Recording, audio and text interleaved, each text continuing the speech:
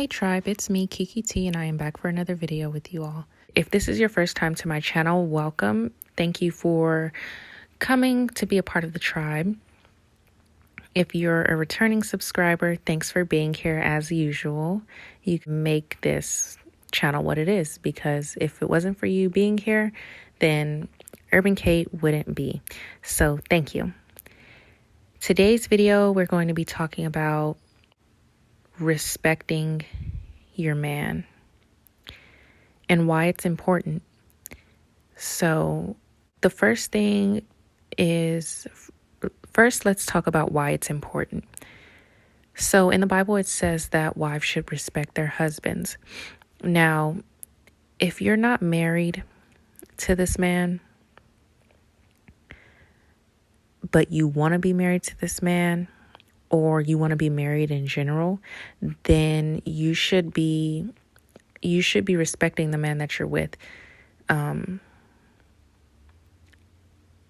I say that even though you're not married, you should be respecting him, because even if you're not married and even if he's not the person that you're going to marry, you need to be practicing and getting better for yourself. And so even if you're not married to this person that you're with right now, you should be respecting him, because one, if he is your husband, you're not going to know if you're not in position and doing your part. And two, even if he's not your husband, you need to be preparing for the man that is your husband. If he's not your husband and you know he's not your husband, you should probably not be wasting your time anyway.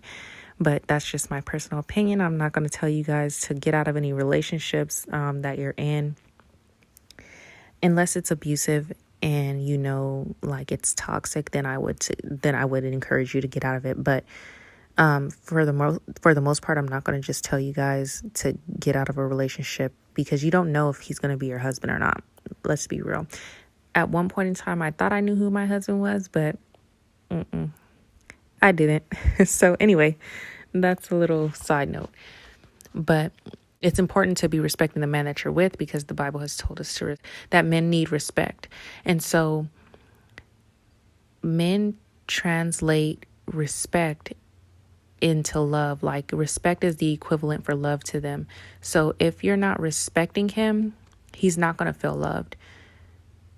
And in return, he's not going to show you love, because he's not going to feel like you're his wife if you're not respecting him, you know? So that's why it's important to respect your man. And a few ways that you can show respect to him is, one, by not disgracing him with your words, like not tearing him down with your words, not cussing him out, not verbally abusing him, and just overall uplifting him and encouraging him to be the better version of himself that God has called him to. Another way you can respect your man is to allow him to make the decisions, which this is a key to being a submissive wife. And it's very important to practice, because you're not going to just be this overnight if you haven't been practicing. But letting him make the decisions. This isn't to say that you don't get to have an opinion. This isn't to say that you don't get to discuss like how things are going to happen in your household. But let him make let him have the final say. He's going to feel respected, and he's going to feel like the leader and the head of the household, which he is. I know that is a very controversial piece of advice, but I really stand on that. Let him make the decisions, because he is the head of the household. He is the man. You're not the man. You can have an opinion, but ultimately it's going to be his decision whether you guys go with your way of thinking, or whether the decision is ultimately not something that you came up with. And it's okay to not be the one coming up with all the ideas and all the conclusions. I feel like that's really just pride, the pride in us as women. that we feel like we have to have the last say and we have to make all the decisions. If you let him make the decisions, you're going to get so much say anyway. Like, he's going to take so much of your advice that you're going to be basically making the decision anyway. Like, don't try to manipulate him and force him into doing what you say, because you're not the head of the household. Yield yourself to him and let him make the decisions, the final decision. The last thing that I want to point out to you ladies, when it comes to respecting your husband or the man that you're with, is stop nagging. It's so annoying. Do you like being nagged? Seriously, think about this. Do you like being nagged? No, nobody likes being nagged. It's literally so annoying. Stop doing it. If you feel the urge to nag, if you feel the urge to like go on and on about one thing that he's not doing right and that he needs to do better and he could be doing better, and you know that this annoys me and blah, blah, blah. Nobody cares. Like, he's going to tune you out. I'm going to tune you out, and I'm not even a man. Look, stop nagging him, okay? Let him do what he's going to do. Close your mouth and let him do what he's going to do. And when you do that, you can see what he truly and honestly wants to do. So it's even better for you because you know the truth at that point. That's all I have for you ladies in today's video. I do want to disclaim that I did make this video keeping in mind that we're not all married yet.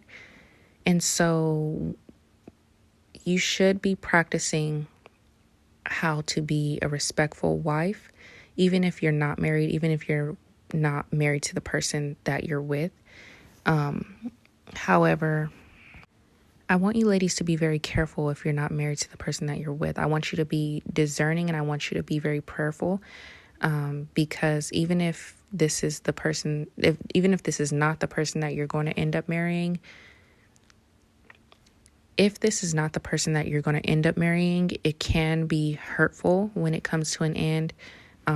It can bring pain when it comes to an end, but I don't want you to feel discouraged. If the relationship that you're in does come to an end, I don't want you to be discouraged that all of your efforts and all of your practice went to waste or is going to go to waste, because it's not. God is the redeemer of time.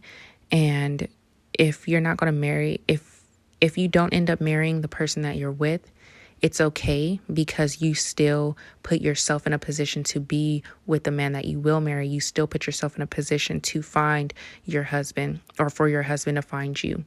And so don't grow weary in well-doing. Keep putting yourself in position, keep practicing, keep cultivating the excellence and the goodness and the virtue within yourself. Okay, so that's all I have for you ladies. I hope this was helpful. If it was, leave a comment down below and let me know what the best tip for you was. Let me know what you got out of this video, and I will see you all in the next one. Bye.